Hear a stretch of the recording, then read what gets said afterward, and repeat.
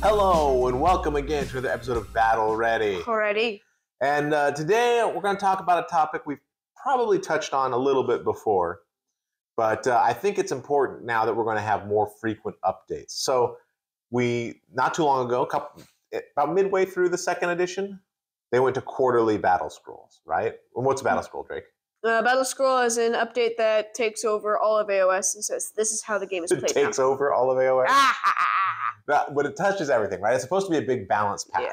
So if something's way too powerful or way underpowered, they go in there and they tweak it. Usually, what? How do they usually change things? Stuff that's uber strong, Lumineth, making it less strong. Well, usually they increase points, right? Or decrease points. They play with points a lot. I don't know how sometimes they tweak rules. How meaningful or how impactful points adjustments are, unless you've got a spam list. Yeah. Right? Spam brutes. Right, yeah. Well, when it was all rot flies all the time, then bumping them up by 20 points was huge. Oh, yeah. Because then you had 10 of them in your list, and so that was like a 200-point addition. It basically cost you a whole unit, right? Yeah. But if you had sort of a mixed arms list, and you got a little over here and a little over there, if Blob goes up by 10 points, I don't know how impactful that is. I don't know how meaningful that is. I mean, right? That is something, but I don't know that a lot of people are like, oh, that's my whole Blob list is ruined. He went up by 10 points, right? I don't know that that's a thing. But the other thing they do, which you said, is what? Tweak rules. They do tweak rules. They touched on the WA, made it way better.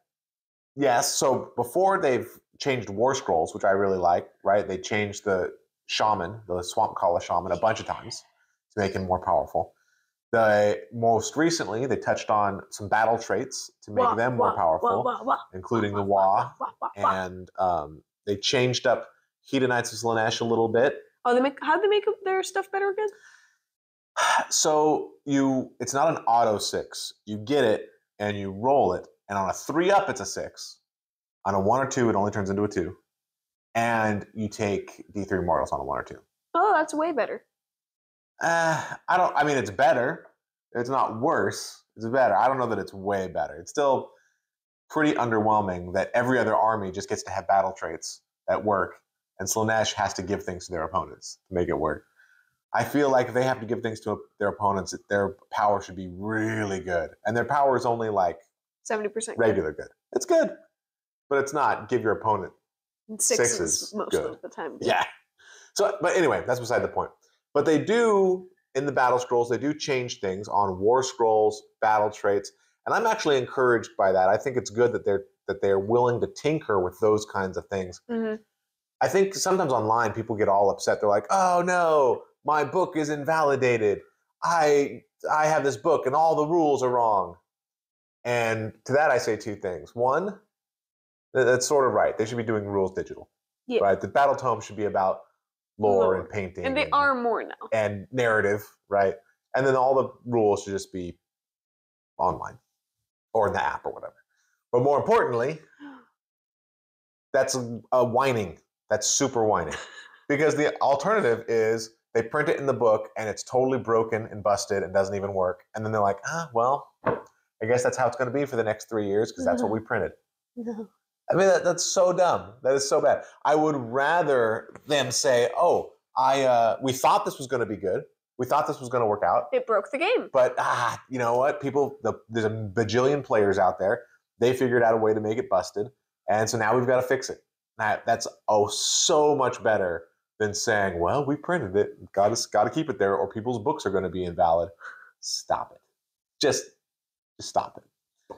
But that takes us to another thing. If they're doing these monthly updates, and the monthly updates are more like, at least so far, early on, but the monthly updates are like frequently asked questions, clarifications. They're not really changing things for balance purposes. I think that's going to be, at least so far, it's been relegated to the quarterly updates, which is good because I think if things wildly changed every month, one, it'd be too hard to keep up with, and two, you'd be painting new models and trying to get your list ready, and by the time you got it ready, it would already have changed 3 times, right? That's no good. So the battle scrolls, I think, is fine. but I do think it's good when there's an ability it's not quite clear, or there's an edge case that doesn't quite make sense, and then they're able to come out and say, oh yeah. In this case, do this thing. Or in this case, do that thing. I think that's great. But it does mean that every so often, whether through the battle scroll or the monthly update, you're going to have a unit that you like that's like your hammer or your tar pit or your whatever, and suddenly it's bad. Oh. Or not even bad, but it's no longer effectively doing the thing that you want it to do. Is that you being ineffective? Ineffective attacking. So what do you do? Drake, when that happens, what do you do?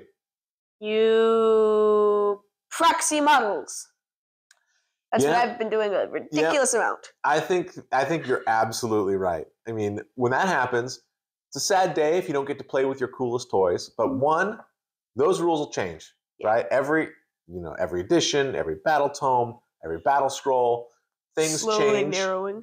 Things change, right? So if you've got, something that's bad today, it could be awesome tomorrow, right? So don't throw your models away. You'll have a chance to play those things again. Also, they just look cool. And they do look cool. And they're also a lot of money. But also, what's proxying, Drake? Proxying is taking a model that, like a Beast Claw Raider or a Mournfang guy, and saying, yeah, he's a Pig Rider guy. Yeah, so there's, models are expensive. Yes. And ultimately, that's, I think, the long-term solution, is if your zombies aren't zombieing anymore. They can be free gilding. Yeah, well, it's like, now I need to have Blood Knights. Although, I don't know if you need to have Blood Knights. I don't think that great. But now I need to have Blood Knights. But I don't want to just go out and buy Blood Knights and paint them up, and build them and paint them and go through all that rigmarole, pay all that money, and then find out, oh, actually, they're not that great. That's a shame. That's a real shame. So proxying is way better. Get something that's the same base size that you hopefully already have. And if it's not the exact right base size, especially if you're playing with friends, you can fudge it a little bit. It's fine. Add a little piece of cardboard underneath. Yeah, that'd be something like that. Or just be like, okay, I'm not going to put these guys base to base because my base actually is like 10 millimeters wider, something like that. But you get something like that, and then you can at least test out the models and see if they're good or not. Yeah. So in a recent game, Drake proxied. I had more proxy models than actual models. Proxied his whole army, but he proxied pigs and brutes. And what did you learn? I learned that I had too many pigs. Yeah, so he went with 2 6-packs of pigs, a 10-pack of brutes, Gordrakk, 10 Ardboys, and a Mega Boss. Yeah, well, let's stick with the proxies. Let's stay on topic. It's a whole list. But he found out that the pigs probably didn't do as much as he was hoping for. For the points I spent. They weren't what he wanted. The brutes, they're amazing. Were what he wanted, right? He stomped all the faces. Now, that doesn't mean pigs are bad or that brutes are amazing. It just means the way that Drake played them and the list that he had them, they were serving their roles. Brutes were doing their roles really well. Pigs were doing their role not great. Also, he brought no cavalry. They've never been able to charge the one thing they're good at killing. That made the pigs worse because of the list he was playing. I pay like 50 points for the anti-cavalry stuff. But that's important, right? Because now all right, the pigs can be really good, and it's good to have maybe a unit to go into cavalry. But I don't want to go too hard on pigs, because are they going to have that much cavalry for me to go into? Only if you're playing so maybe just one unit of pigs is good. But that's how you figure things out, right? So as you begin to explore and say, all right, if my toys that I have right now aren't good and I want to replace them, what do I replace them with? And proxying, that's the best. The only hard part now is with the app change, they don't give you the base sizes, so you have to go by hand. So the base sizes are, I believe, on the downloads online.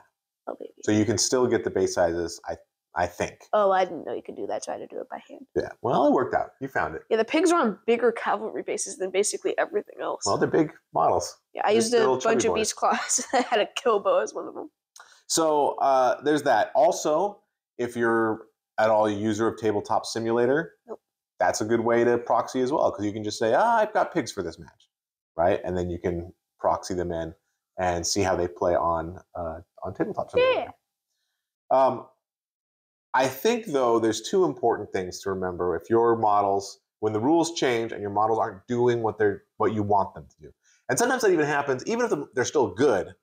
You're like, well, I wanted this to be my hammer, And now they're still good, but only against cavalry.